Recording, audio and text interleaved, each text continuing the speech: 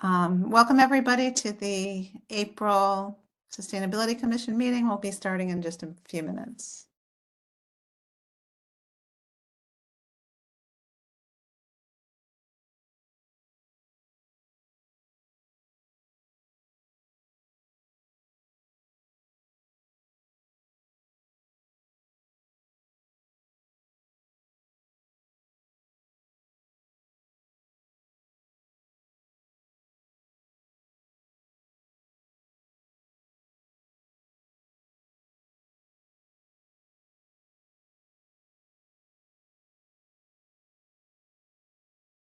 Welcome everybody to the April Commission on Sustainability meeting. We'll be starting in just another minute or two as people settle in.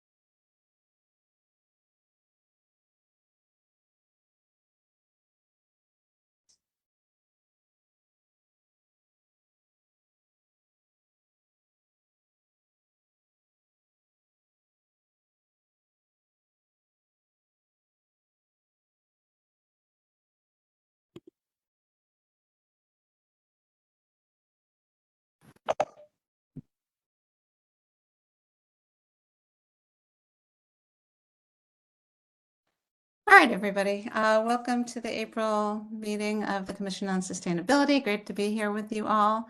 We have an action-packed agenda with a lot of good updates. And so we're going to get right into it. First, I'm Miriam Avens. I'm one of two co-chairs. Mia Blum is off camera right now while she returns from an assignment she was on today. So she'll be joining us by video somewhat later. Thank you. So we're going to start with a few commission updates. Well, today I did my ethics/financial disclosure, which is due for all commission members by May 1st. If you haven't done it yet, I highly encourage you to do it real soon before May 1st. It's actually a really important piece of the transparency that we aspire to. So it's kind of a little annoying, but super important. And I think Amy's going to put a link in the chat for commissioners to do that. Second, we are moving into a new phase. The Department of Planning now has good equipment for doing hybrid meetings. So we're expecting that our May meeting will be hybrid. That means some people you can come downtown and be in the Benton building as a commissioner or as a member of the public, or you can stay here on WebEx and also participate. So I'm really looking forward to seeing how that works, and probably Mia and I will split that. One of us will probably be online and one of us will be in person. So really looking forward to that new phase. And we've been so pleased with how being more accessible via WebEx has worked. So we don't want to lose that, but we also want the benefits of in person. So we're going to see how that works. A third update is we have had a number of applicants to the Commission on Sustainability, and those were screened by Amy and Ava staff, as well as Mia and me. We had at some point asked if other commission members wanted to be part of that, and nobody came forward, which is why we're doing it, and we're happy to do it. But I just want to say that, it's meant to be a relatively open process. At the same time, so we have identified some of the applicants whom we're going to be forwarding their packets onto the mayor's office. It's the mayor who decides whom to appoint, and then the city council confirms. So there's a whole process, but it typically starts with recommendations from the body. So that's exciting. And then finally, I want to mention that I will be looking to transition out of the position of co-chair in the coming months. I've been fortunate to be on the commission since 2012, and I have been actually co-chair of the commission since for 5 years. And so it's time for me to roll off and make room for new leadership, and as well as for me to pursue other roles. So I just want to say, I've learned so much, and it's been such a privilege being part of the conversations I've been part of, and I'm really grateful for that. In the past, the process by which chairs and co-chairs of this commission were chosen was not really transparent, and that is something we really want to address. So if you have thoughts on the process, which we're working on, thinking about, please contact either me or Mia or Ava or Amy. We're really interested in having people's thoughts. And just want to note again, it is the mayor who makes that appointment and the city council that confirms. But as with commission members, it typically starts with some recommendation coming from sustainability. So just to let people know about all that. And now I'm going to turn it over to Ava for some updates from the office. Great. Thank you, Miriam. And I just want to also just thank you for your time and your service on the Baltimore Commission on Sustainability. It's been such a pleasure working with you as co-chair, and we really appreciate all the contributions that you've made to the commission. So sorry to see you go, but we know you've served your time, you've done your time, and have contributed so significantly to this body. And thank you so much for that. So for just general office updates, I want to start as we're seeing one of our co-chairs transition out. We are also welcoming a new team member this week, Valerie Roop. So Valerie will be the city's or is the city's climate and resilience manager. And so I'll pass things to her to give her a chance to introduce herself and tell you a little bit about herself. So Valerie, please take it away. Thanks, Ava. I am Valerie. I'm seeing Inez's face, so that's a familiar one. So nice to see you. So I just started on Monday, so very excited to be here. Just a quick background, so you can get to know me a little bit. I've spent most of my career working in Baltimore. Until most recently, my most recent position, I was the executive director of the Partnership for the National Trail System. So I spent some time in DC really looking at the national trails. But prior to that, I worked at Parks and People Foundation for almost 9 years, doing various things, and got to know a lot of the folks in the neighborhoods and working on different greening and sustainability issues. So I'm really excited to be here and look forward to getting to know and work with all of you. All right. Thank you so much, Valerie. Really happy to have you here. And she'll be leading on some critical climate change issues across the city, and you'll be seeing her in the future. So next, we also want to remind all the commissioners that we have our open house coming up in June. It'll be June 21st on the Morgan State University campus. So I'll pass things to Joe Birch to tell us more about that, the planning information, and how commissioners can get involved. Hey everybody. So like Ava said, we have the date set for our open house now. It's going to be June 21st in the evening from 4:30 to 7:30. It's going to be at the Graves Business School building on the Morgan State campus. Right now we're still in kind of like the early-ish planning stages. I've set up a few meetings. The first one is next week, Wednesday at 9 a.m. for any of you that could join me.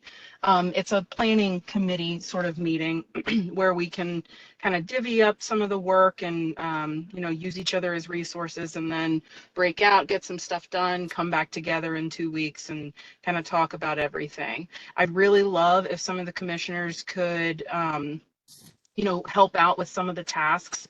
One of the big ones that we're looking forward to trying to implement is making the event as close to zero waste, if not zero waste. And it would be great to have a commissioner kind of take that on and try to help us make that a reality. We're also looking for someone to kind of help with making some of the catering decisions. I know Mia has a contact at Sodexo, who is the catering company at Morgan. So I don't want anyone to feel like they'd be doing this alone. It would definitely be alongside, office staff, and I'm kind of the point person, so I'm more than happy to help, but we're definitely looking for some assistance if anybody has the time and the passion they're willing to lend. So we have that meeting next week, Wednesday, 9 a.m. I can send out a calendar invite, or maybe Amy will forward that after the meeting. And then I also have a survey if you'd like to just express your interest, and then I can reach out to you directly.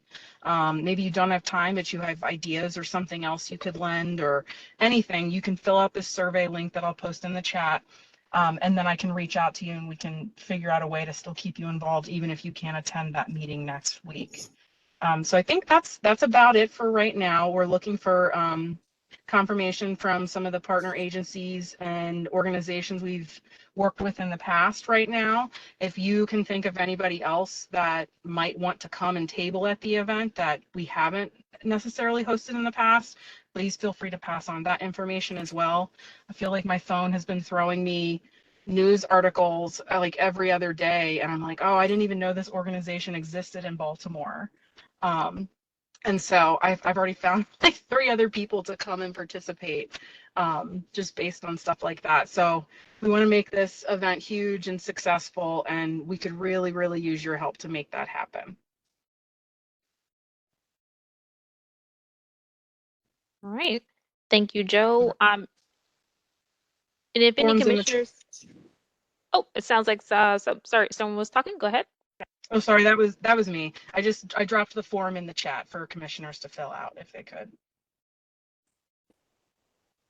All right, wonderful. Well, if any commissioners have any questions, you can feel free to raise them now. You can drop them in the chat, and you can always reach out to Joe directly or anyone in our office if you have any questions or if you want to get more involved.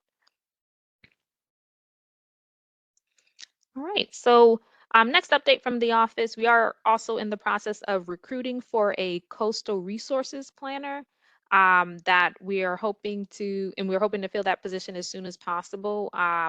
We did put out an announcement in our most recent special announcement through our newsletter listserv. So if you know anyone that's interested in this position, please share it amongst your networks, and I can drop a position description in there to give folks a better sense of what the role is and what it will focus on.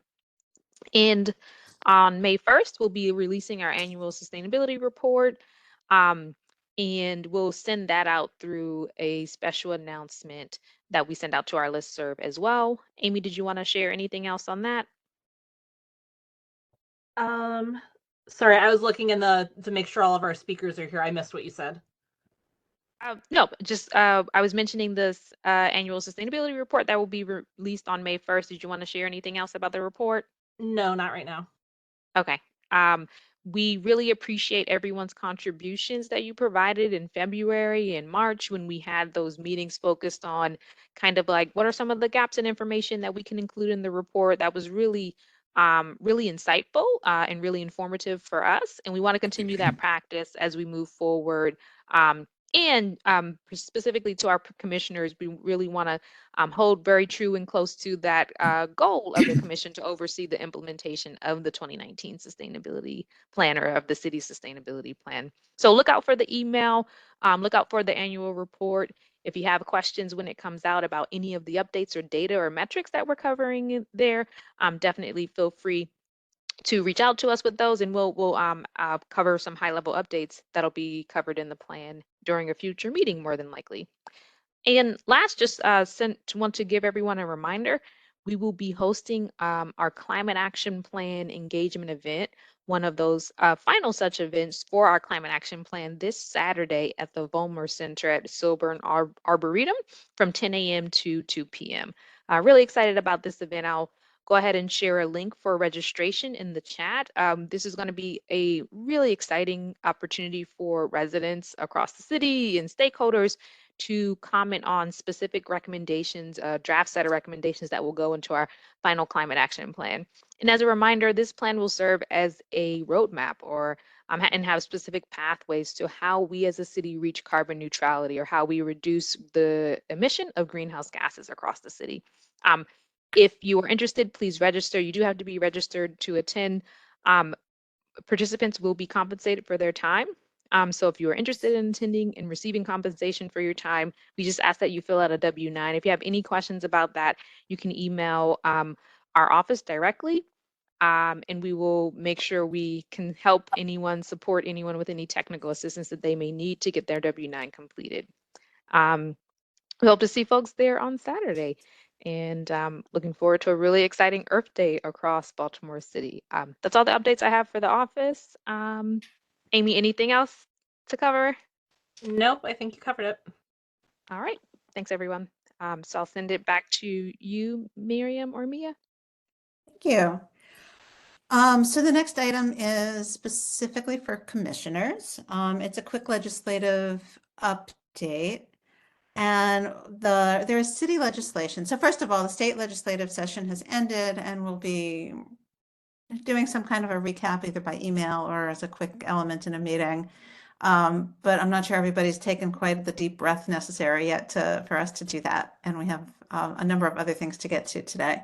But there's this piece of city legislation that the office is keeping its eye on. In fact, the office has been asked to provide testimony or a response to about a property tax credit for energy conservation devices. And this is something that's already been around, but there's a number of amendments to the bill that define what is a house, like who can actually get this and how the amendment's going to work. And I believe they aim to increase the equity of the bill.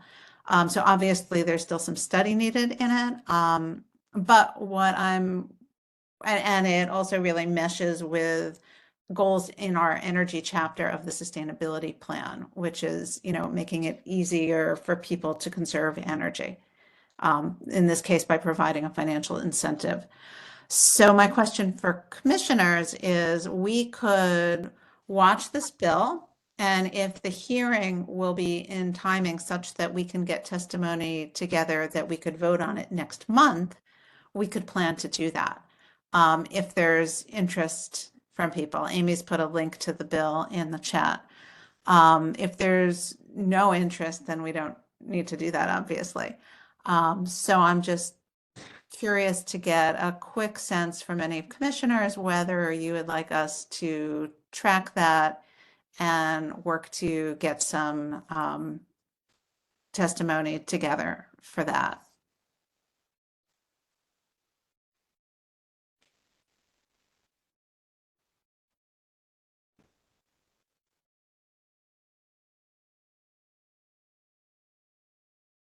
Yeah, I'm not sure if anyone has indicated interest, but I think that it's worth us tracking.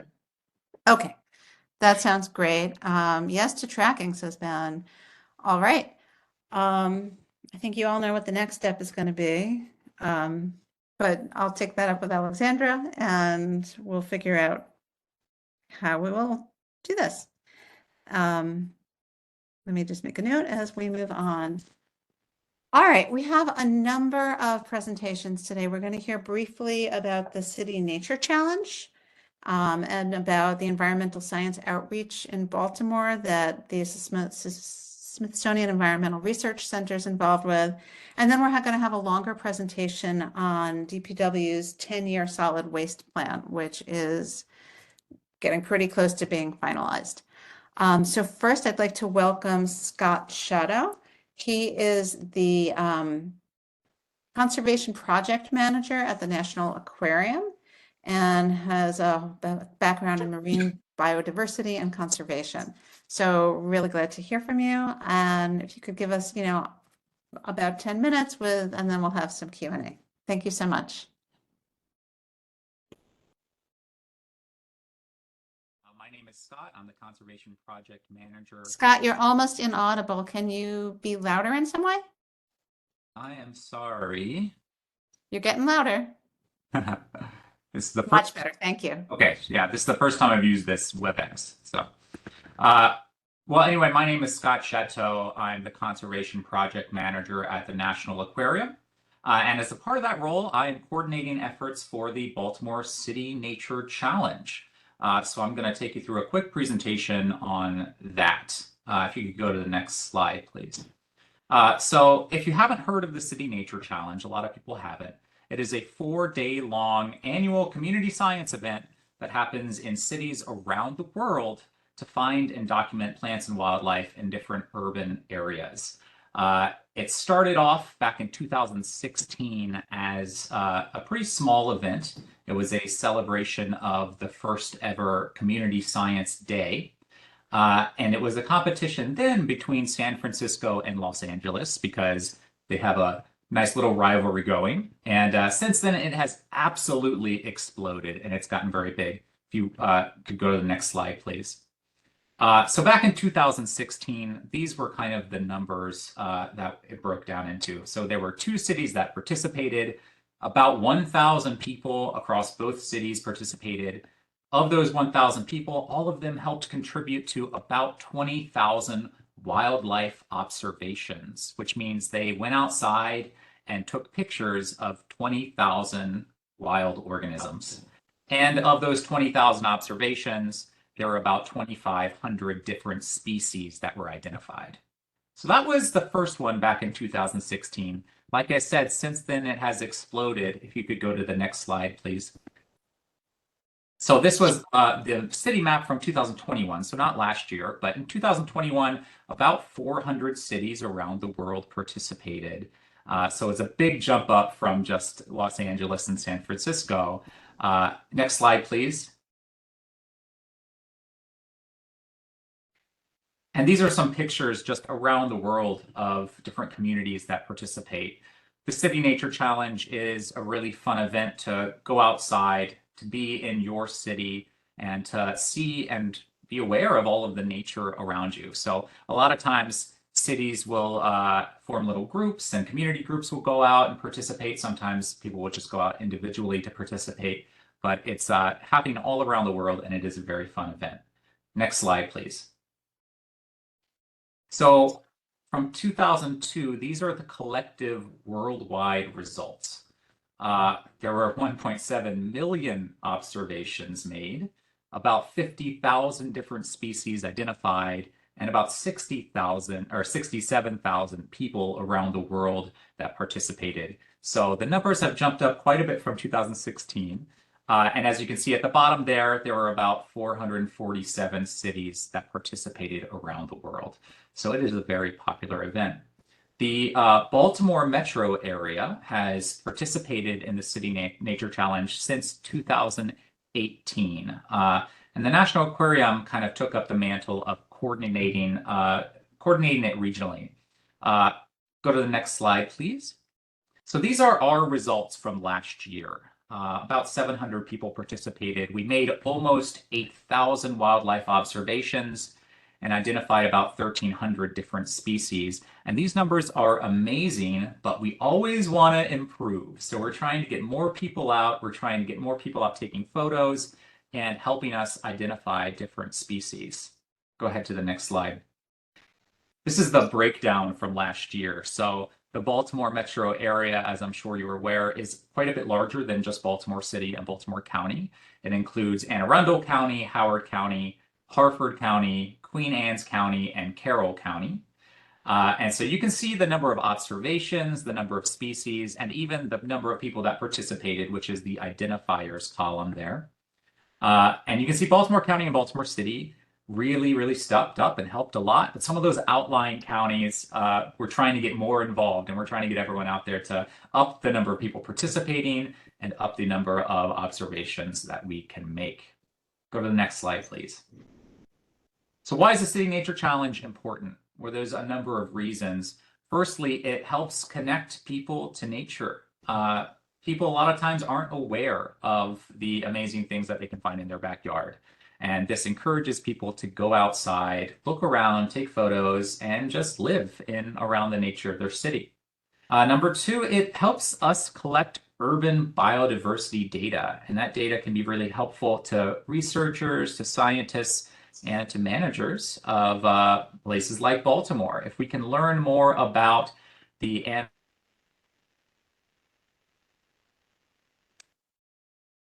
and life that we want to maybe protect those populations of animals as well. It connects people to each other and helps build communities. Like I said, this is a really fun event where people can go outside, connect, and look for observations together. And we have a number of observation events happening around the Baltimore metro area where people will go and participate together. It helps grow volunteer biodiversity data. This is a community science project. So this is open for anyone that wants to participate and anyone that wants to call themselves a community scientist. And it actually contributes data to a large data pool of research observations that are made through the app that we use during this event. And lastly, it's just fun. It's a lot of good competition. Our Baltimore rival is the DC metro area. We have a little friendly rivalry there, and they beat us every single year because they're a lot larger than we are, but we're really trying to catch up with them. Next slide, please. What's the data used for? So through this event, we collect observation data, and observations are photographs with some other information, including the species of what you were observing, a date, and a place. So those are all actually recorded and uploaded to a global database that has iNaturalist observations. We make all of our observations on an application on your phone called iNaturalist. And that species information, that observation data, is used in a lot of ways. Locally in Baltimore, we can learn about species population dynamics. We can learn about endangered, rare, or threatened species. We find a lot of rare and endangered species during the City Nature Challenge, and we can figure out where they are and maybe make decisions on how to protect them. We can also learn about invasive species populations and how they're changing and how they're moving. So we can make better decisions about how we want to manage our city through all of the data that's collected through this. Next slide, please. So this year, the City Nature Challenge starts on April 28th and it ends on May 4th. May 1st. That's the 4-day period where we can go outside and make observations. Anyone can participate. It's open to everyone.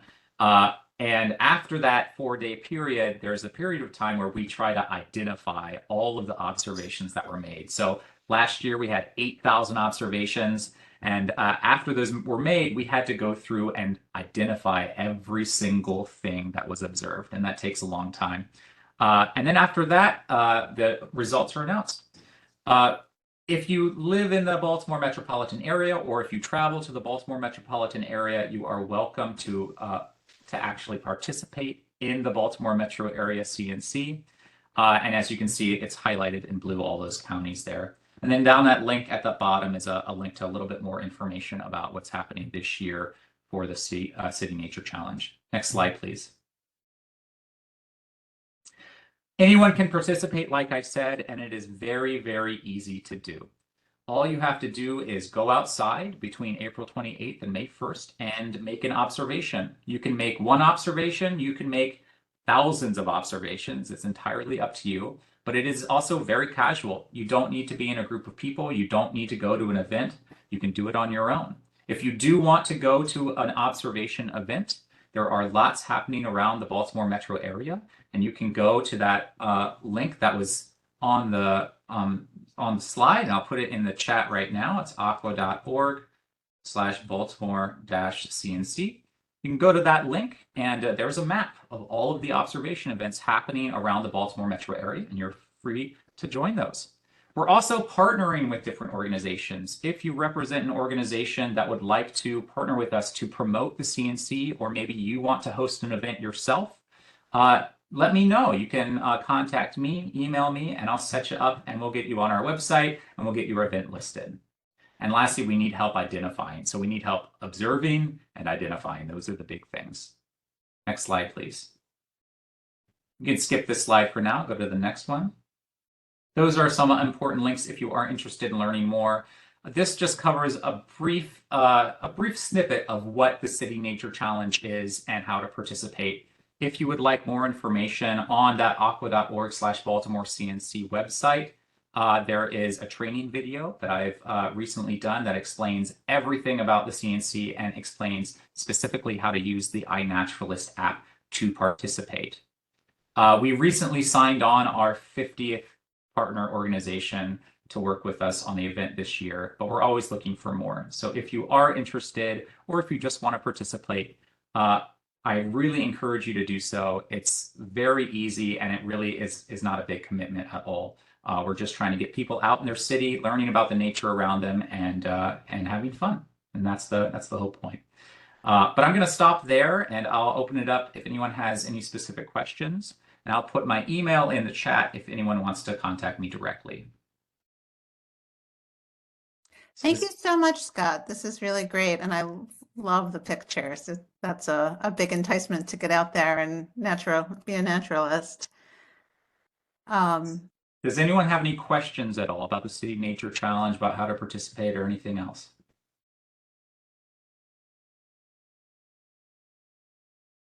Well, if anyone does, feel free to shoot me an email and I'll get back to you as soon as I can. But I'm really looking forward to getting people out there. So go tell your friends, go tell your families, coworkers, encourage them to participate, and it should be a lot of fun.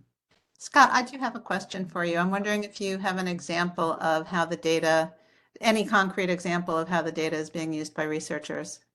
Believe it or not, there are over 3,000 papers, I believe, scientific papers that have been published using this data specifically.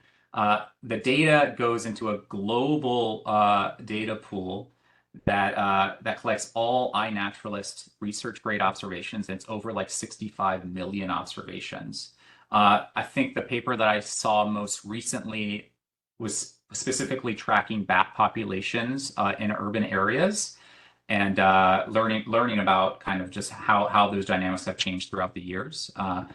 But there's lots you can go on. If you're really interested, you can Google iNaturalist observation database, and that will come up, and you can look through all of that. Thank you. That's just great to know. You know, you can go out and have fun, and then it's good to know that it's really having an impact in other places. So thank you. Yeah, and I see something in the chat here from Miriam. That's me. It's just a few notes for you. Organizations that if you haven't reached out to, you might want to. Yes, I think all of those are actually partners for Of course they are. So that's wonderful. Thank you so much. Thank you, everyone. Have a good day. Thanks.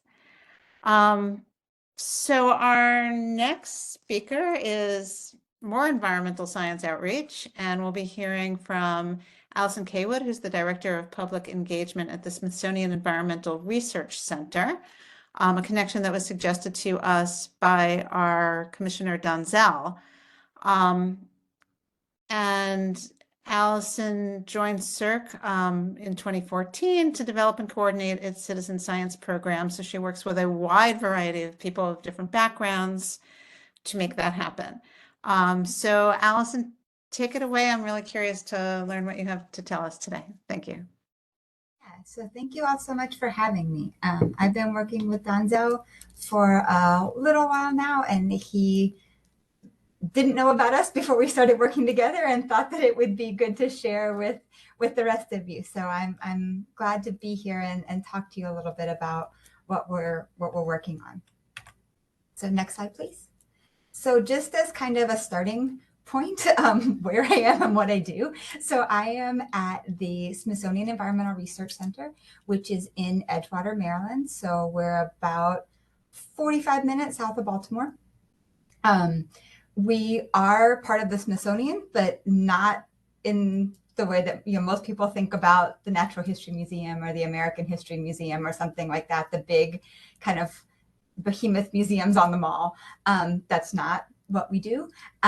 We are not a museum, although we have trails and things that are open to the public, but what we do is environmental science research. So we have a large campus here in Edgewater. We have around 3,000 acres, and we do all different kinds of environmental science. And we've been here and doing that for about 50 years.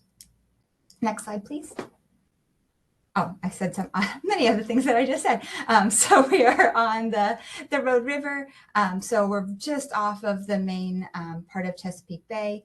It's a pretty big campus, and we have about 20 research labs. They all do environmental science, so all looking at the ways that people and the environment interact with each other and what that means and what that looks like. We have about 150 staff members. Next slide, please.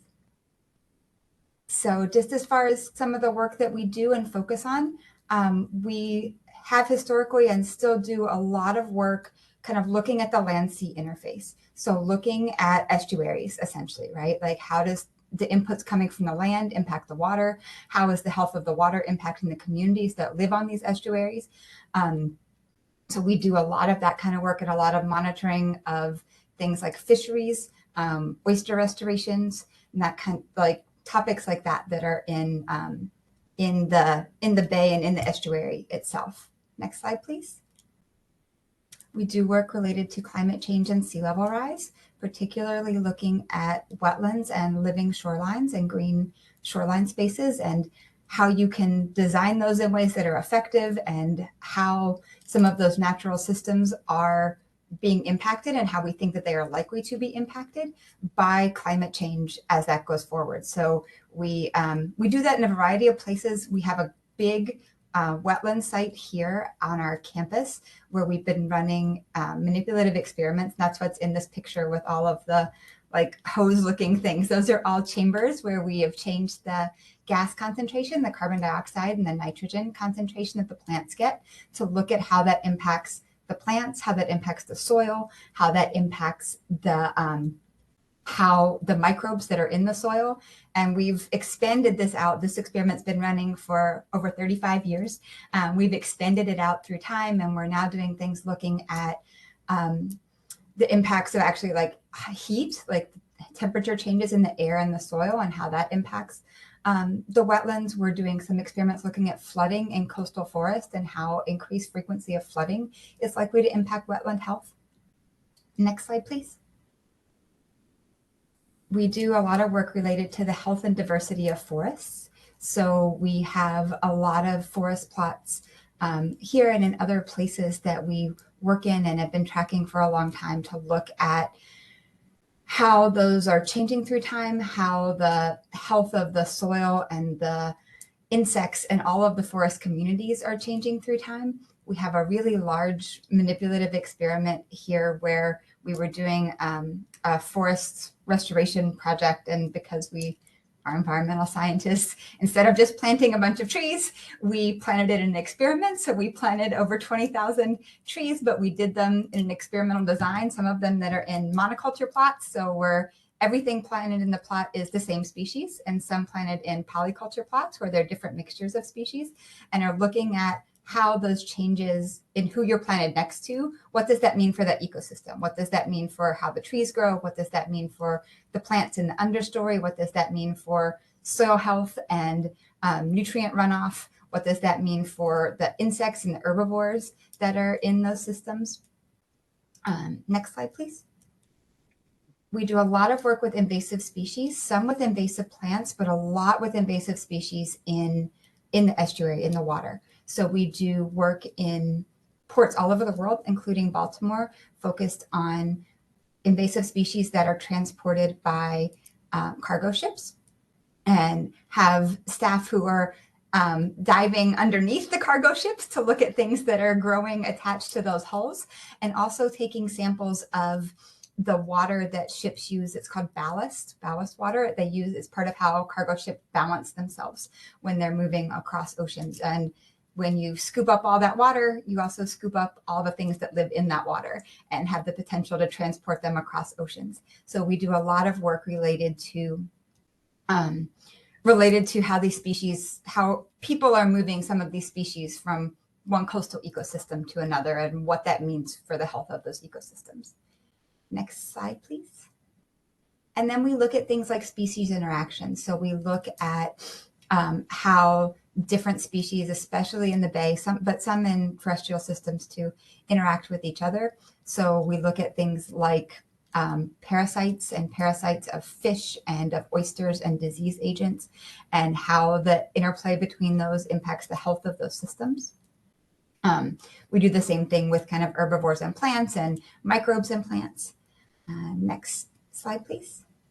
And a lot of environmental science work can kind of feel kind of depressing sometimes, but we also do a lot of work related to restoration of native species. So we do a lot of work here with restoration of native orchids. I'm a researcher by training, but in a marine space, and I didn't know anything about plants when I came to CERC.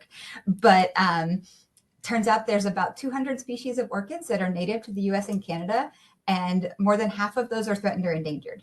There are more than 20 species that are native to Maryland. This is not a thing that I knew. So we do a lot of work related to orchid conservation. We do work related to oysters and restoration of oysters in the bay, and to seagrasses and seagrass beds.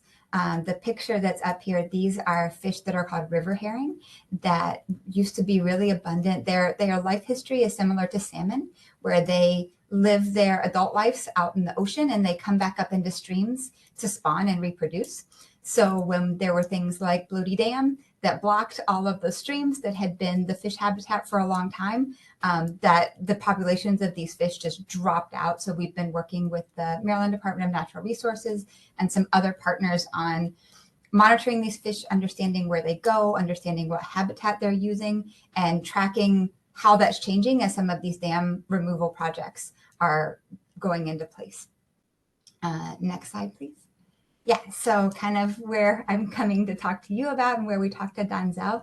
We have a few different projects going on currently in Baltimore City. All of them are relatively new, but things that I wanted to mention and talk about a little bit. So one of them is a program that we're not currently running, but I'd love to pick back up if we had the resources. It's called Science to Go. So this was a project that we started during COVID, where we worked with libraries. We worked with the Anne Arundel County Library System and the Enoch Pratt Library System in Baltimore. And we put together these science kits. So it was like a lot of the libraries had been doing take and make activities, mostly focused on arts. So we did them for science, and then families could do them at home.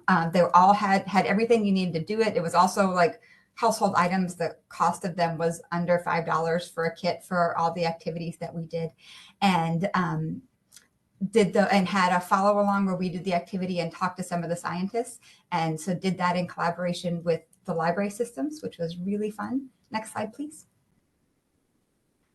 So we've been starting to do, there's Donzel in the picture. We've been starting to do some work monitoring environmental conditions in the Middle Branch. So we're working with partners, primarily Donzel's group, EDGI, as well as the South Baltimore Gateways Partnership, to start to do some monitoring of some of the biodiversity, primarily in the Middle Branch. So the cages that they're putting out here, these are oyster cages, where we're looking at the potential of oysters to act as bioindicators of diseases, so that because they consolidate. So if you take a water sample, you get what's in the water at that moment in time, which means you could have missed something that was there a few hours or a few days before you might have been there. Oysters aggregate. We think that oysters might be able to give us information over like a longer period of time, so that even if you miss that kind of sampling window, you can get information. So we've been working on that project, and that's what they're doing in the picture. We've also been doing some work related to river otters and whether or not river otters are present in the Patapsco. In the lower part of the Patapsco and in Baltimore Harbor. So we're hoping to do a lot more work there. Next slide, please. We have been working in West Baltimore with Temple X schools and primarily with the Stillmeadow Community Fellowship to help monitor some of the environmental restoration things that are going on. So we have a effort working with faith communities in West Baltimore to engage youth in monitoring of some of these restoration activities, either things that these faith communities have already installed and kind of want to engage their communities and know how that's working and what's happening, like the Peace Park at Stillmeadow, or places where they want to do restoration activities. And we're going to work with them on that and monitoring those as they go in and how that happens. Next slide, please. And the last one is not one that I'm kind of tangentially associated with, but some of my partners at one of the other Smithsonian units is running a program called the Earth Optimism Action and Leadership program. It's for high school students. They are collaborating with the Reginald F. Lewis Museum and Reginald F. Lewis High School to develop a green team and a green club for students. They're doing, there was a greenhouse that was in much disrepair, and they've been working with the students to install that. They've been working with the students to explore environmental careers. And the students are developing action plans and things that they want to tackle and address in their communities. And the program helps provide expertise and also some financial support for the students to be able to do that, and working with the Reginald F. Lewis Museum to kind of share some of the work that the students are doing and give them a platform to be able to talk about what they're doing, which has been really, it's really cool. The students are amazing. Yeah, so next slide, please. Like I said, all of these projects are pretty new. None of these are more than 2 years old. But we would love to do more. Baltimore has historically not been a place where CERC has engaged, where Smithsonian has engaged. We've had some changes in structure and some things happening here that I'm hoping are going to allow us to do a lot more of that. So if there are any of you ways that we can support your work, or you know of organizations that we could, or ways that we could support other groups, please reach out. I'll put my email address and things in the chat, but please reach out. I'd be happy to talk. And I see that there's some questions. Yeah. Don't know if I have. Thank you. I feel like this was a very quick romp through an enormous amount of work that you all do. And I really appreciate your coming and giving us the brief experience. So yeah, I was going to ask you how people could work with you, and that's what you let us know. Yeah, so absolutely. I'm delighted. Yes.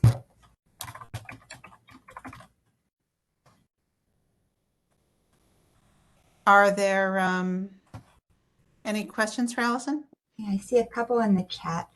So somebody's asking about the role of fungi in soil health. Yes, we do, particularly fungi that are associated with plants and plant roots, and how that impacts forest ecosystems. So we do quite a bit of that work.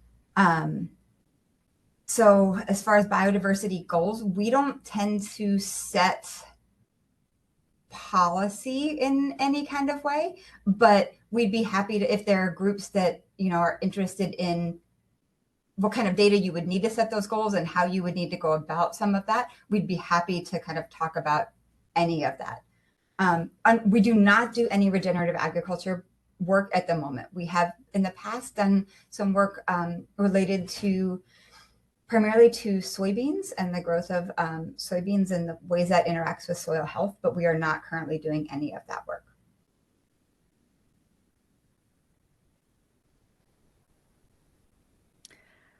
Thank you. Yeah, thank you so all so glad much you've for gotten all these having me. specific questions. It sounds like this is the beginning of a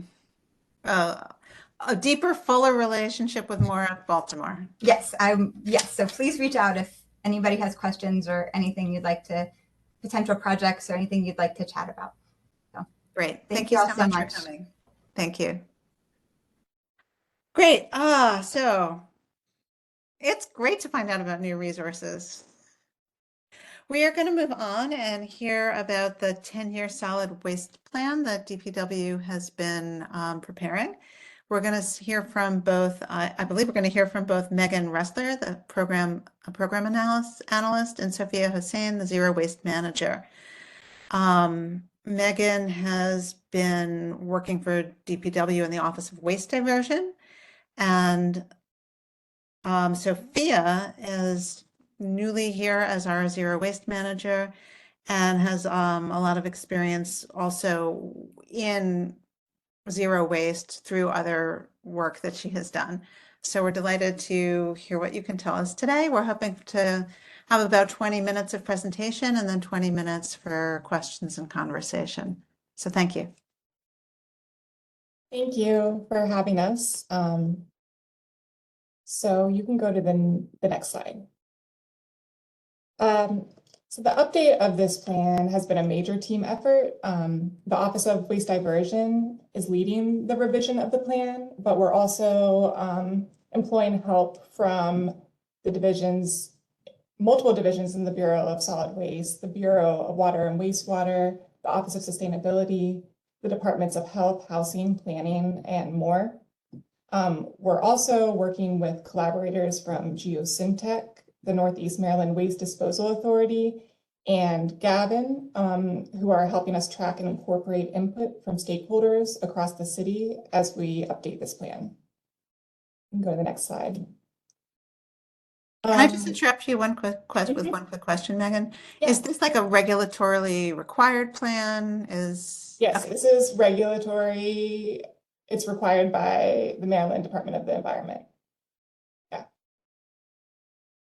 So I'll go over the background and purpose of the plan, and also our current waste infrastructure and programs, a brief overview. And then Sophia will come and tell you about our plan of action and community input, and then we'll have some time for questions and comments at the end. Next slide. Yeah. So the SWIMP, or the Solid Waste Management Plan, or as we call it, the SWIMP, is a plan to discuss strategies to enhance solid waste programs and infrastructure within the 10-year planning period. It's regulatory driven, like we said, and that means it follows the content and format guidelines set forth by the state of Maryland and will be submitted to MDE at the end of the planning process. And so the source of, we've pulled information from a lot of different sources in this plan update. We've looked at population changes and estimates. We've looked at historical data, as well as tonnage reports for mixed refuse, recycling, and organics. We've looked at regulatory guidelines and many city planning documents to come up with our goals and make sure that they align with the planning documents. And a really important part of this plan development has been public comment from stakeholders across the city. Next slide. So plan development has been broken into 4 stages.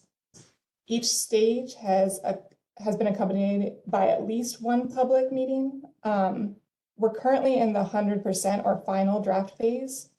And we've had one public meeting associated with this phase, and we will have one more on Monday, the 24th.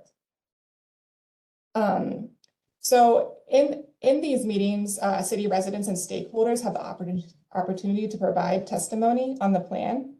And we are recording that testimony and incorporating what we can.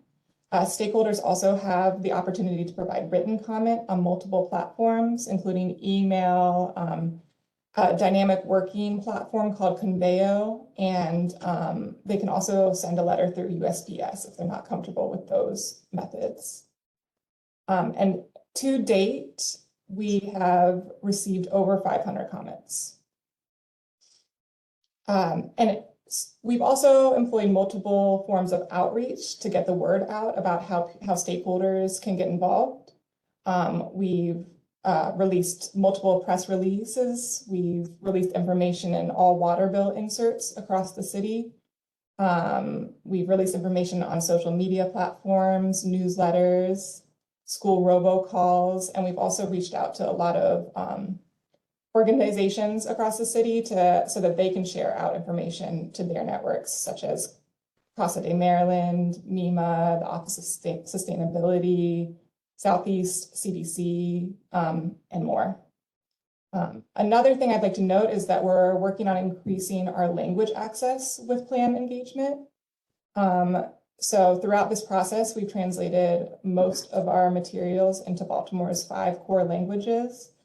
And we provided French interpretation for one of our virtual meetings, We provided Spanish interpretation for our last hybrid virtual and in-person meeting, and we will provide Spanish interpretation for our meeting on Monday, the 24th.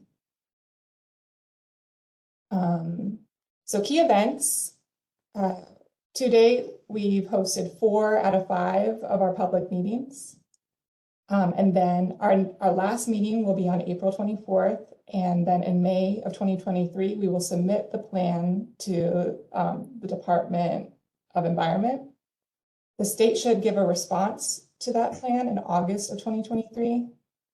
And then in December of 2023, we will submit the plan to the mayor and the city council for formal adoption. And then finally, in January 2024, the plan goes into effect. Next slide. I'd like to note that waste is managed by both the city and the private sector. The city manages primarily residential waste, and the private sector manages primarily waste from the commercial, industrial, and institutional sectors. And this presentation, for the most part, focuses on waste managed by the city. So as you can see from the map, we have 5 full-service residence drop-off centers, and those are shown on the map in black. We have 3 locations where only recyclables are accepted, which are shown in green. Camp Small is operated by the Department of Rec and Parks to process wood waste, and that's in yellow. Quarantine Road Landfill is in red, the red Q in South Baltimore. Quarantine Landfill is operated by the city, and it accepts waste from residents and also from private haulers. Wind waste, which is also commonly known as Bresco, is shown in gray.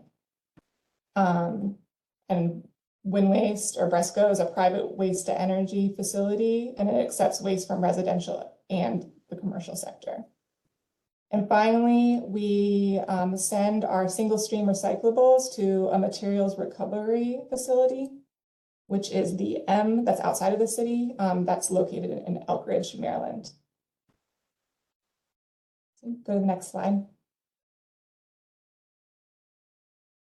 So this slide highlights some of our existing recycling and diversion efforts. Before I start, I'd like to highlight the difference between reduction and diversion. Reduction includes source reduction and reuse, or preventing a material from becoming waste. And diversion includes recycling or compost, such as recovering discarded materials so that they can be repurposed instead of disposed. So some of the city's source reduction and diversion initiatives include styrofoam and plastic bag bans meant to limit single-use items. The recycling can program was rolled out in 2021, where 170,000 65-gallon recycling carts were distributed to city households. Recycling education and outreach in city schools. Communications, and also communication strategy, including outreach events and social media to promote recycling and source reduction. We also have organics, diversion and composting programs, which currently consists of public education programs, promoting grass cycling, workshops that teach people how to compost, and food scrap collection at residential drop-off centers and at the farmers market. The next slide. So many of the long-term goals presented in the SWIMP are also we pulled from other city planning documents to make sure that they're aligned. Some of the documents include the Baltimore Food Waste and Recovery Strategy, Baltimore Sustainability Plan, Less Waste, Better Baltimore, and the Baltimore City Climate Action Plan, and also the Disaster Preparedness and Planning Project. So the next 2 slides are an assessment of the city's recycling program. This figure shows the state measured recycling rate, or the MRA, in the city over the last 10 years. These numbers represent both the recycling that's picked up by the city of Baltimore and also by other private haulers. The MRA rate comprises of recyclables that are collected from households and businesses, including paper, cardboard, plastic, metals, glass containers, compostables, and miscellaneous materials such as tires and bulk waste. So non-MRA waste includes other waste materials like construction and demolition debris, soil, scrap metal, which automobiles are included in that, sewage sludge, and anything else. And we just would like to note that the city actually recycles much more non-MRA waste than MRA waste. So on the chart, you can see that the MRA rate is shown in black and indicated on the right axis. Note that the state requires a minimum 35% recycling rate, which we have not achieved in the past 10 years. Beginning in 2013, the MSW incinerator ash no longer counted as recyclable. And that's why there's such a significant decrease. But since 2013, the MRA rate increased from roughly 12 to 24%, except for then we saw a significant decrease in 2019 because of the COVID-19 pandemic. We just received our 2021 MRA rate, which is at 22%. That is a significant increase from 2021 rate of 14%. And our goal is to accelerate this increase over the planning period. Go to the next slide. So this slide summarizes the city's long-term waste goals for both reduction and diversion. The goals come from a variety of city planning documents, including the Baltimore Food Waste Recovery Strategy, Baltimore Sustainability Plan, and Less Waste, Better Baltimore. Some of these are long-term goals that are not expected to be met during the next 10 years, which is the planning period for the SWIMP. But if you look at the 2020 diversion rate column, the ones in red are where the city is not currently meeting their goals. The city intends to work towards these goals to get back on track over the planning period, and the SWIMP outlines strategies to do so. I think the chart is also useful to highlight opportunities where the city can improve a lot. There's a couple of really, really low numbers in there, including food waste and yard waste. So there's big opportunities to divert more organics. There's also a significant opportunity to increase diversion of traditional recyclables. And now I will hand it over to Sophia. Thank you. Thanks, Megan. Hi, guys. I'm going to be talking about our plan of action. So as Megan said, the plan is a regulatory document. All of the chapters are defined by MDE, and we kind of have to follow a set format, but the meat of the plan is really the plan of action, which is section 5. And I will go through it for you. So I'm going to talk first about our plan to improve waste and recycling collection.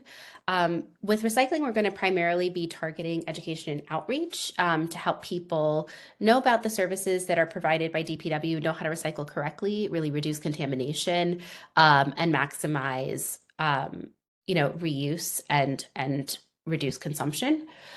With trash, we're also going to focus on education and outreach, and making sure that recyclables don't actually end up in the trash. Also incentivizing other programs like our food scrap diversion programs that will be expanding in the coming 10-year period as well. And then also we would like to improve the kind of epidemic issue of illegal dumping and litter in the city.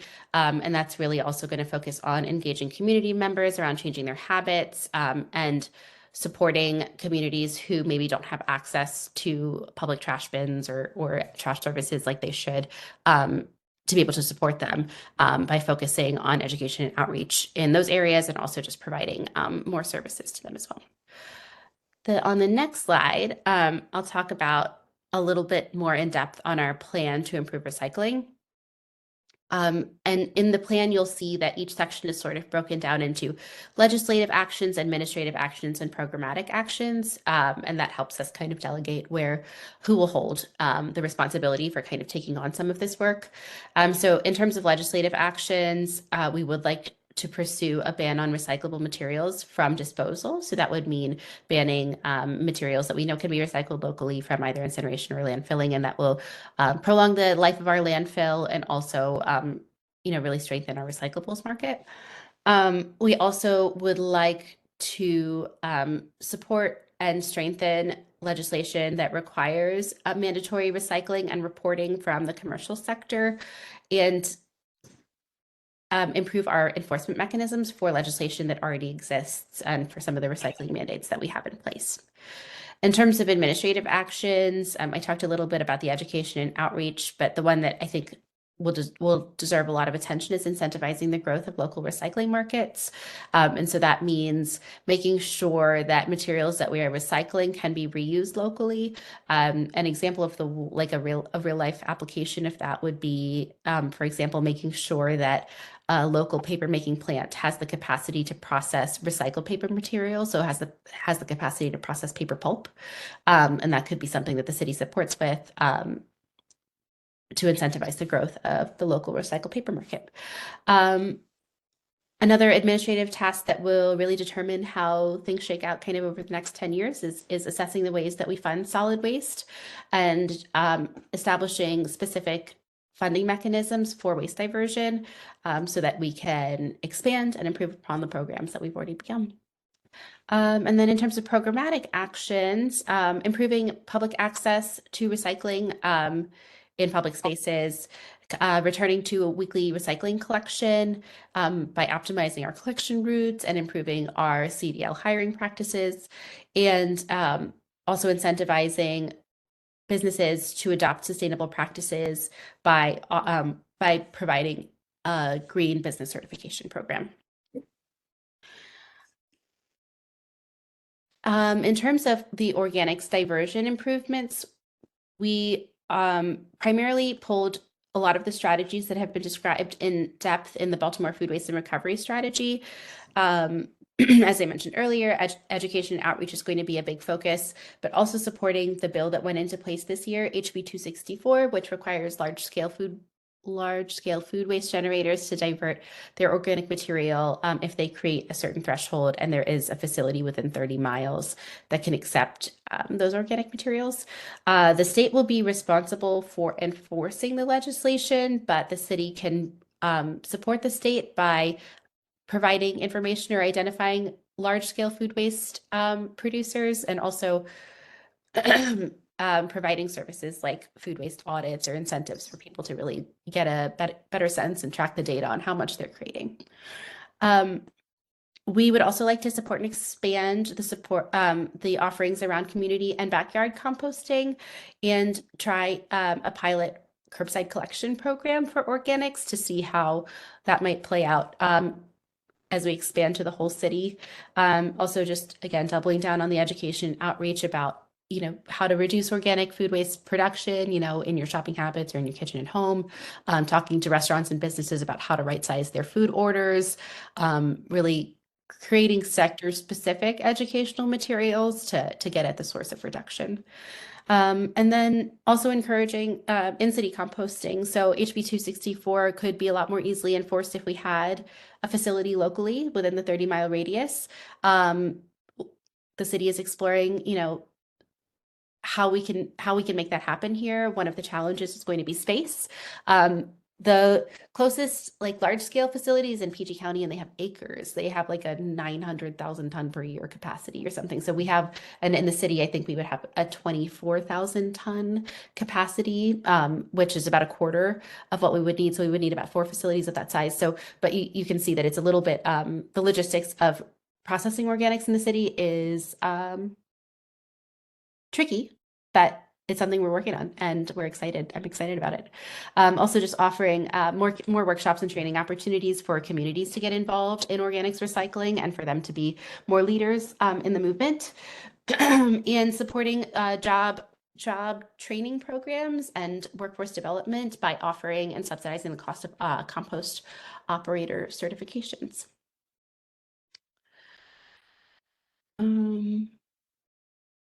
For education and outreach, we would really like to be able to create materials that are led and informed by community. So really going for community engaged planning, focusing on what is helpful, what's not helpful, and building an iterative collaborative body in the form of a zero waste coalition where we talk to stakeholders across the city and really try to design programs that work for everybody and that are really informed by priorities in communities, in the private sector, in the commercial sector, and so on. We'd also like to develop resources for different sectors and different industries on how to recycle materials, how to manage food waste, also support the local school system by providing educational modules for them on recycling and reuse that they can kind of plug into their existing curriculums and use to teach children, and that'll also include like activities and engaging games and like just fun stuff for kids to get excited about it.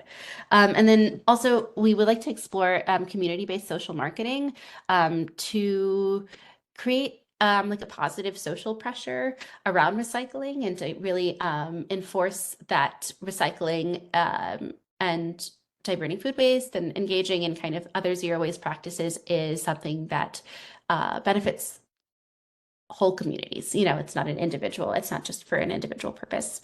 And then expanding our workshop offerings. So talking about repair clinics or circular cooking classes, teaching people how to do recycling sorts or trash audits to see what it is they're throwing away, what are the most common recyclables that they're consuming, and see if we can get at some source reduction that way.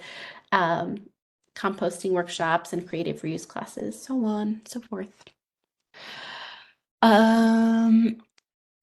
In this slide, we can see our projected recycling rates. So these are based on the diversion potential that has been described in the solid waste management plan. So the diversion potential for improving recycling is about 125,000 tons per year. The reduction potential is 25,000 tons, and the diversion is 19,000 tons. And then for organics, for organics, it's $25,000 reduction. Tons reduction and 19,000 tons diversion. So you can see with these projected diversion capacity, we could hit our MDE mandated recycling rate in 2027, which is exciting to think about.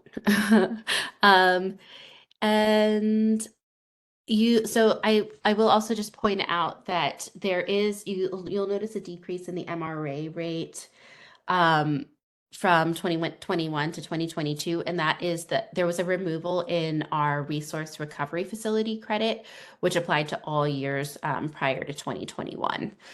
And it was removed from 2022 onwards. Okay, next slide. There are plans also to improve our waste disposal and transfer capacity. Our Quarantine Road landfill is expected to reach capacity in 2028. And we are in the process of doing a landfill expansion, which will extend its service life to a degree, but we don't have the ability to build a new landfill in the city. So we're really aiming to conserve that landfill space. Our contract with Wind Waste, the local incinerator, ends in 2031. So we'd really like to maximize our waste diversion efforts leading up to the end of that contract. And we are also looking to construct an additional transfer station to be able to alleviate some of the stress on the Northwest Transfer Station. And on the next slide, I talk a little bit more about the budgets. So these budget projections have been gathered from various city plans, and they've been adjusted to reflect 2023 dollars. So this is an estimate of what it would cost for, you know, capital and operating expenses for some of the improvements that we're talking about in this plan. And as you can see, it's going to require significant investment in our solid waste systems to be able to do this. In terms of like funding, you know, we're looking at all types of different avenues, including public-private partnerships and other creative funding avenues so that we can make it all happen. As Megan mentioned earlier, we have had a series of public meetings to really engage community around those plans development, and we've received hundreds of comments already. We consider all of the comments, we kind of categorize them and then figure out where we can fit them into the plan. And some of the themes that we have seen emerge are environmental justice, our comments on our trash collection service, on education and equity, and on our future waste disposal practices. So the community is really invested, and it's been awesome to hear from them throughout the process. Next slide, please. Oh, we can skip that one. So this is kind of an overview of the public meetings that we've had so far. We do have our last meeting coming up on this Monday. It will be a hybrid meeting, so it will be in person and virtual. We would love it if you guys could join. And it will be at Arlington Elementary School. On the next slide, I think, let's see.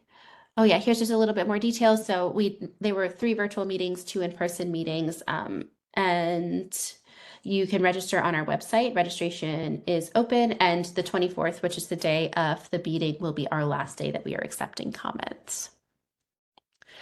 So this is just a little bit more information on how you could be involved or get more information. We have been accepting comments via email, via mail, via an engaging online platform called Conveo. And so these are kind of outlined here. And yeah, I think that's the end of our presentation, and we can take any questions or comments now. Thank you so much. I really appreciate the overview. I've spent a good bit of yesterday and some of today on the Conveo site, and I just want to tell everybody, you sign up and then it's pretty easy to use, and you can see what other people are commenting, and you can comment on their comments or like their comments. And so that's a very good way to engage. And it would also be like, I don't know if it's possible to find out what happens, specifically to those comments. That's probably too hard to, to one's personal comments is probably too hard to track. I get that. And I really appreciate, Sophia, your emphasis on ways to do things at community levels and education. I know I have a number of questions, but I want to open it up first to other commissioners with their questions.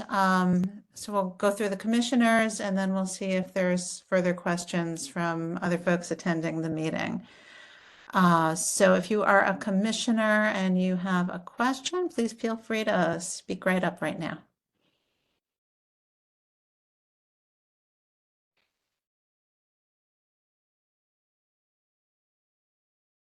Okay, I'm gonna go ahead and maybe just like jot your name down in the chat so I can see it and kind of try to keep track here. One thing I just want to note that starts with kind of the Less Waste, Better Baltimore plan is I know that greenhouse gases were a focus in that plan as an equity measure. And that is important, but it also seemed to me like a bit of an oversight that particulate matter wasn't also an equity measure, since the air quality concerns here in Baltimore revolve around particulate. And I noticed the focus on greenhouse gases continued into the 10-year plan. And obviously greenhouse gases are so important because we do want to live on a planet. But I'm wondering if it's possible to take steps to also consider, when looking at costs and benefits, how things are affecting particulate. Yeah, absolutely. I think that's something that DPW would be doing in partnership, maybe with the local universities and with the Office of Sustainability, to set up long-term monitoring. I think it would be, the incinerator is also going through a renovation right now. And so I think it would be, I'm curious about what air quality monitoring looks like before versus after the renovations on their filters. So, and I do agree and believe that type of analysis should be done, especially when we are considering new infrastructure and alternative waste disposal avenues, to make sure that everything new that we're doing or that is being built is grounded in both environmental and social health and equity. Great. I really appreciate that. And I also just really appreciated your emphasis on working with local groups that have a focus on jobs and, you know, have their feet on the ground. That's really important. Another question I had is the plan calls for creating a new rail transfer station Mm-hmm. for using that to transfer waste outside Baltimore. And that's like a big permanent thing. Mm-hmm. And so I guess what I was wondering is, and I don't expect you to have, you know, an answer. This is a, you know, that's a big deal and it's big talk in my opinion. And so the big question is like how much investment would go into that just to send our waste away. And once we have it, we're going to use it. And how much of that investment could be put into really turbocharging efforts at reducing waste and diverting waste. Do you have any insight on that? Yeah, in terms of like the numbers for investment itself, I can get back to you on that. I know that we have put requests in through the CIP budget in the past few years to fund the rail transfer station, but I know what was requested was only a portion of what would be needed. I will say that actually that is something that that section on the plan of action for the rail transfer station is something that we will be editing for the final version to kind of dial it back to more of an assessment, you know, on what our long haul waste options should be, and like, and also be able to assess some of the things we talked about earlier, like health and pollution and environmental burden for these different options for long haul. It is a big question, and it's something that I grapple with because, you know, as I said earlier, the landfill does have a finite capacity, and there are going to be things that are not that we cannot address through reuse or source reduction or recycling, and we will have to find a solution for those things. But making sure that whatever we invest in is good for like the long term. And so with the rail transfer station, some of the questions that arise are like, if we are really getting at source reduction and waste diversion, how is the amount of waste that's left over really, does that warrant a permanent rail transfer facility to take care of it? Or are there other ways that we can manage hopefully a smaller quantity of waste? So it's a big conversation, it's a big discussion. It's one that we're having actively now. Just a fun fact is that it takes a 10-year planning period to create any new kind of waste infrastructure. So there's a lot of details to be figured out. I'm sure. I thank you very much. That's a really thoughtful answer. I appreciate it.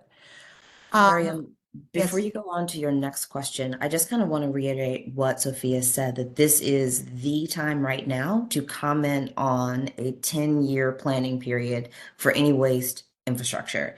And so the links that Amy put in chat, it is really important for everyone to attend the next meeting if you can, at least engage, because this is the opportunity for the next 10 years.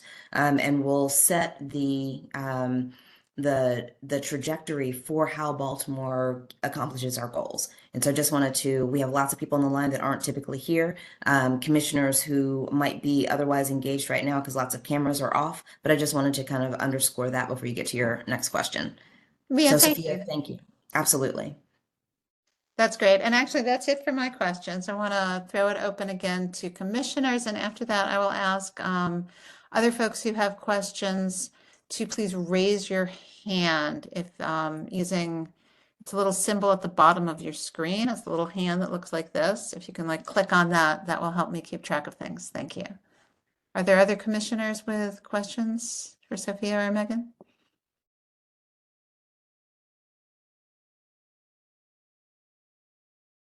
Okay, Ben. Hi there. Thanks so much for the presentation. Really amazing work.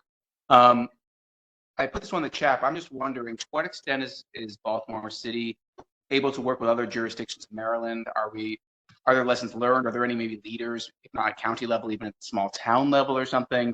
We have a very different circumstance, obviously, but still just wondering what kind of partnerships are available. Yeah, absolutely.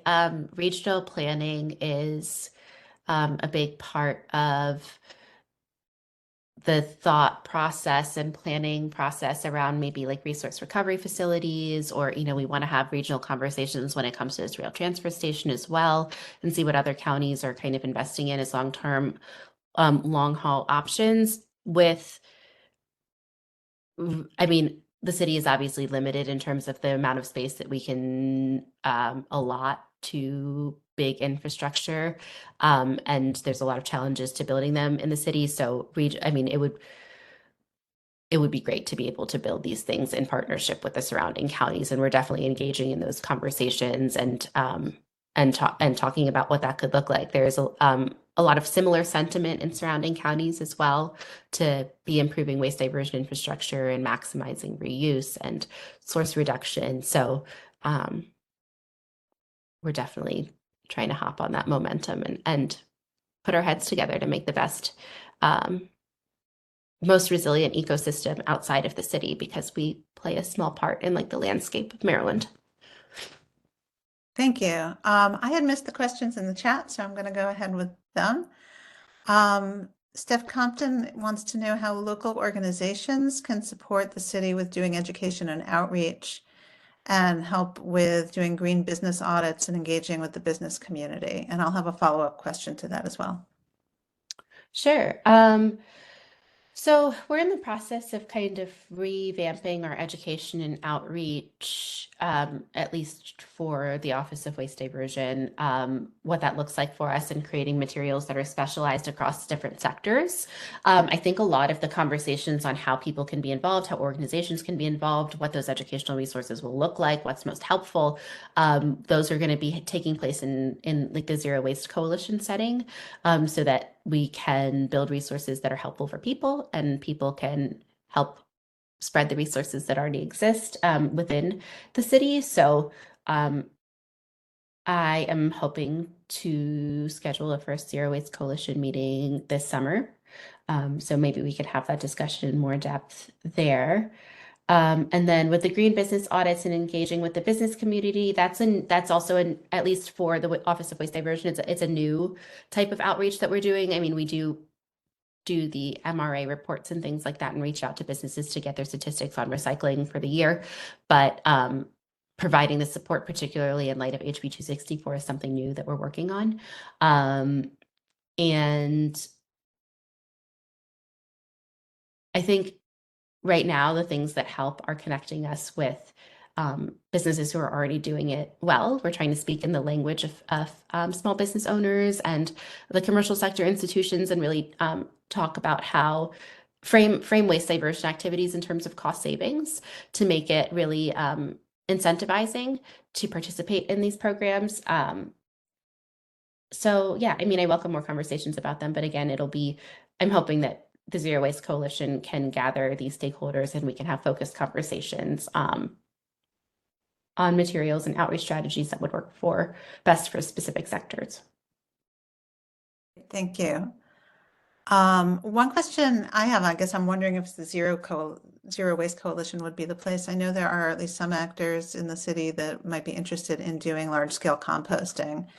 And for that, or for like glass recycling or things that people want to do locally, what is the best way for non-governmental potential partners to get in to open a conversation with DPW?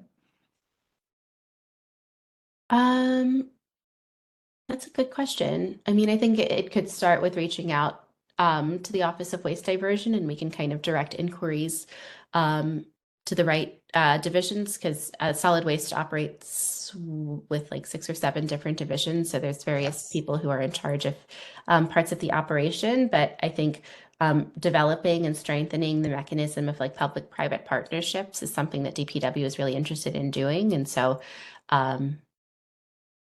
yeah, that collaborative work is exciting. I want to have those conversations. Great. Rebecca Gullett asks, will the city be trying to eliminate waste incineration after this contract is done?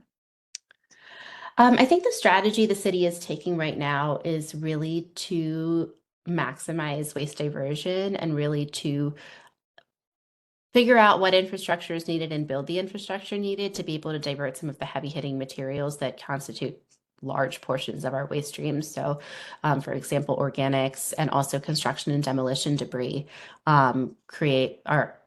they're the two biggest volumes that we see in our waste streams. And so I think finding solutions for those materials will enable us to make different decisions, in the future on how we handle waste, but focusing on building our waste diversion capacity and building those material flows is really how DPW is orienting right now.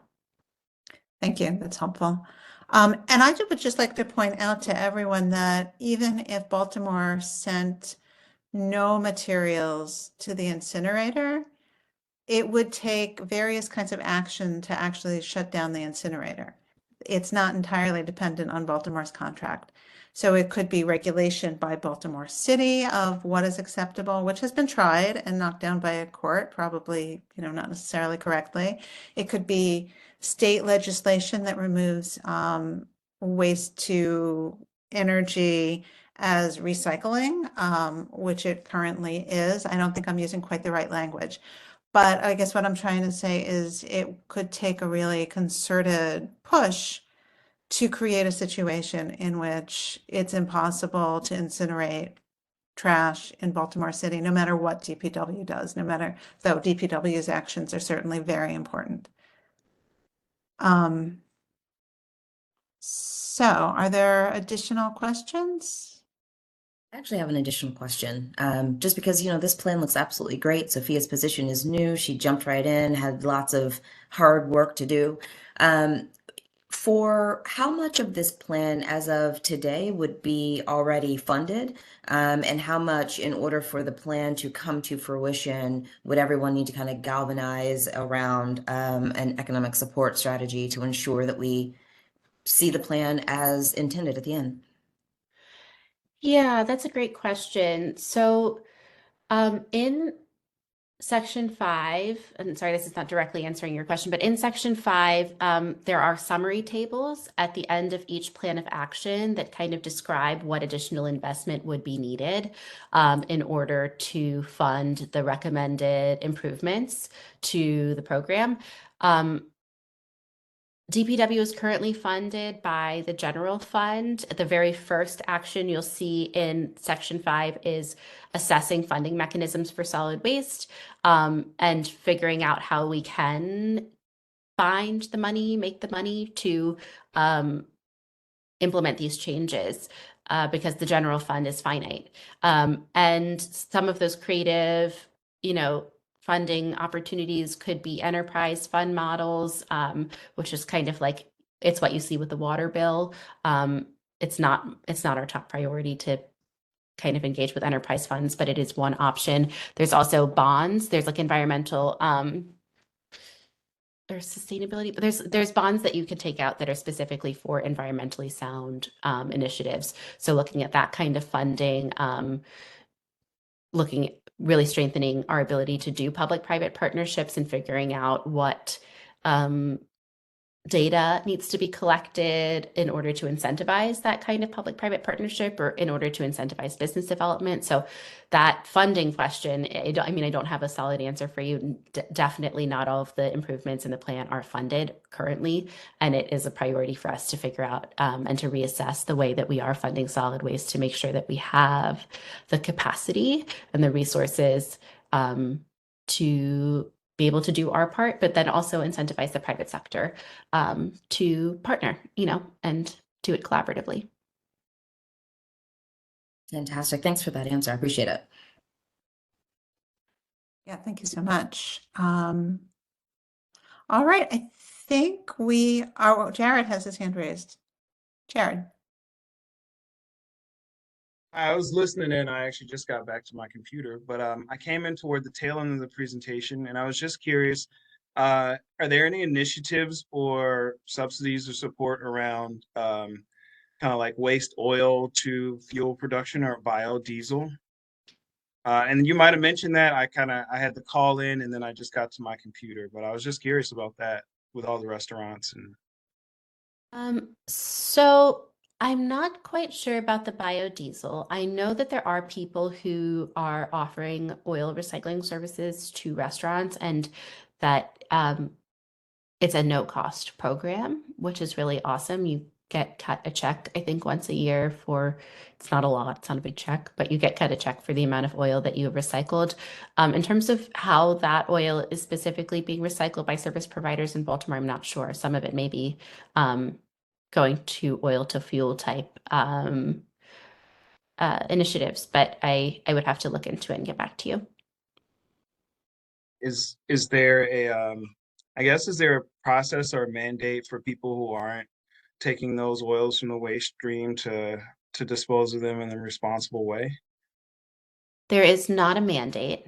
And but I do think that the process and the service providers and like the avenues for diverting oil waste could be a focus of in educational materials for food businesses and food production businesses, and it's definitely something that we would like to be able to support because the service providers are here. I think a lot of it is just this gap in knowledge, like this gap in the understanding of how to get from point A to point B. So that's definitely with the education out, the focus on education and outreach. It's something that we're hoping to be able to support, see more of. Thank you.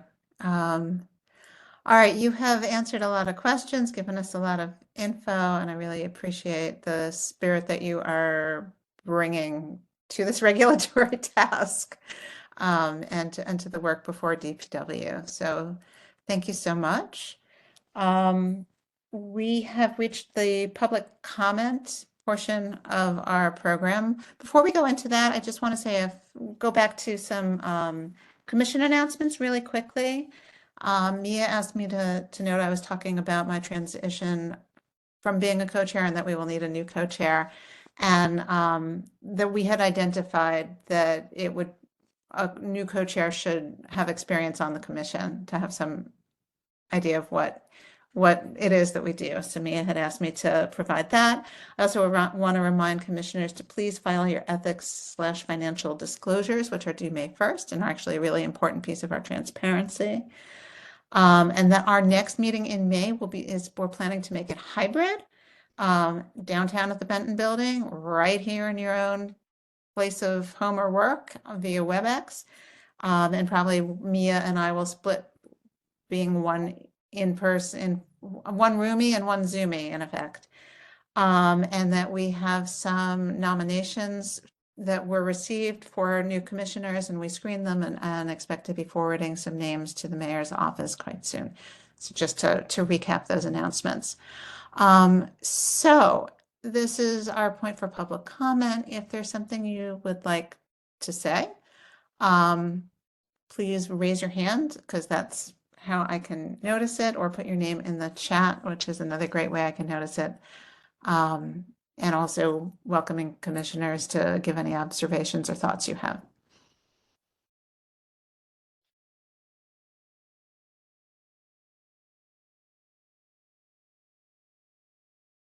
And while you're gathering your thoughts, I just want to say I went to the Senator last night to see 3 short films that were being screened by Loyola that are from Edgy, including a really nice short on the highway to nowhere and 2 about places in the Eastern Shore that are sinking, basically. And it's really great to see the work that Donzel Brown is doing through that. Rebecca. Okay. Hi. I was wondering if there was any. It seems to me like there is it's Baltimore metro area is now a non-attainment zone for ozone and PM 2.5 maybe. Does the Commission or the Office of Sustainability look into that at all?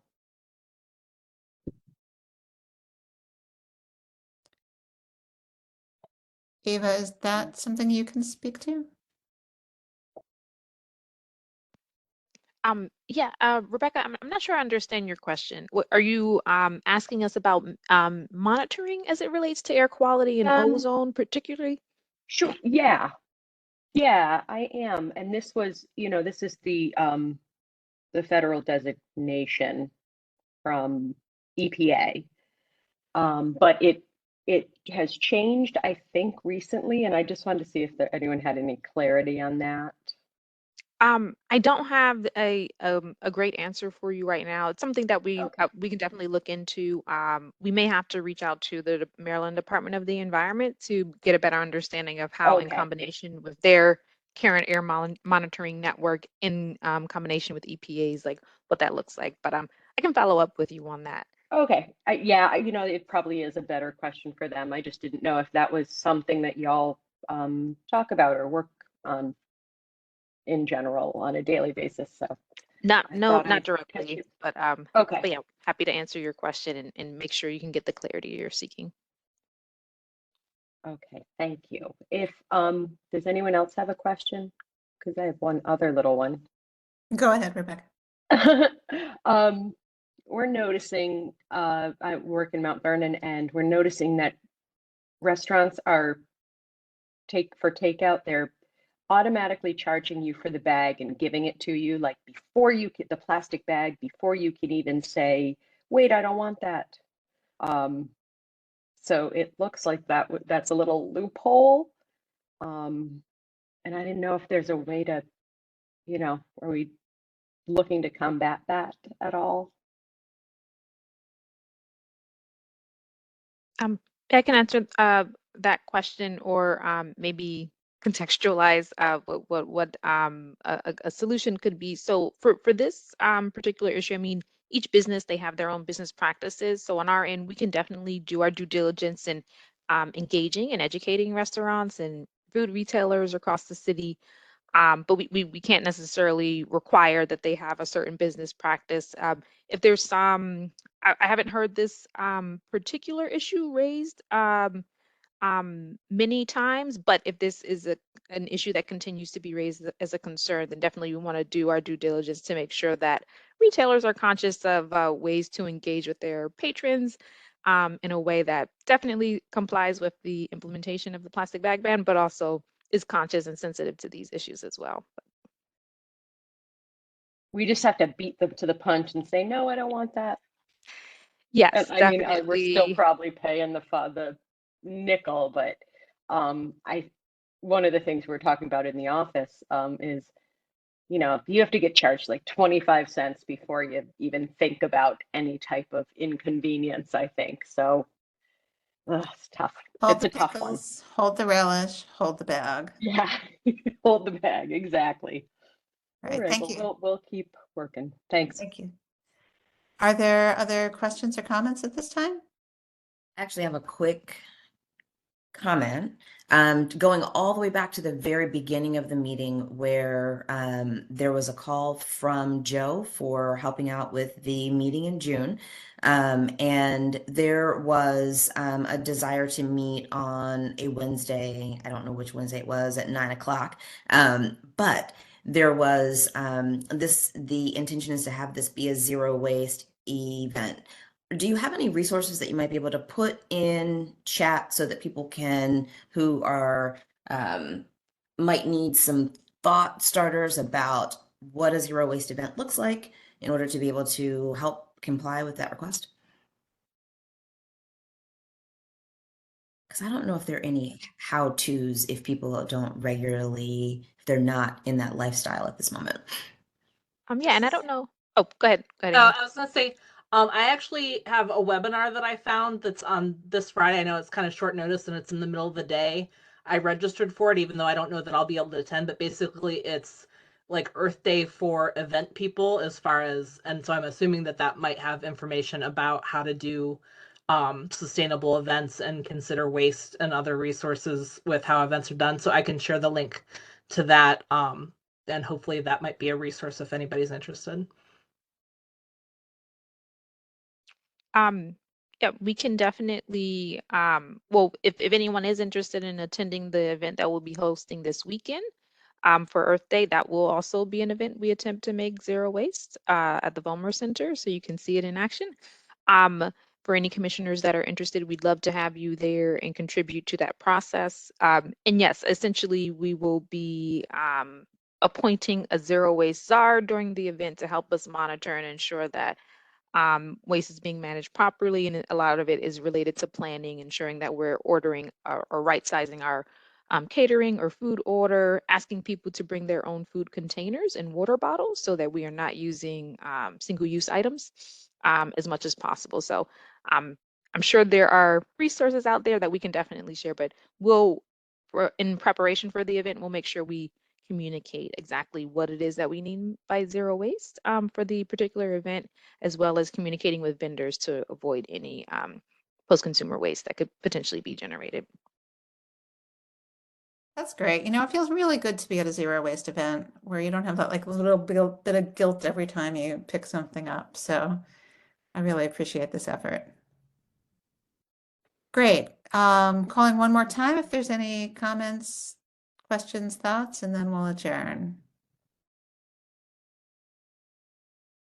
All right. Well, thank you everybody for being here. Our next meeting is Wednesday, May 17th from 4 to 6, which we plan to host as a hybrid meeting, and you'll be getting more detail about that. And then our meeting after that will be the open house. So looking forward to seeing you at both places. Thank you so much.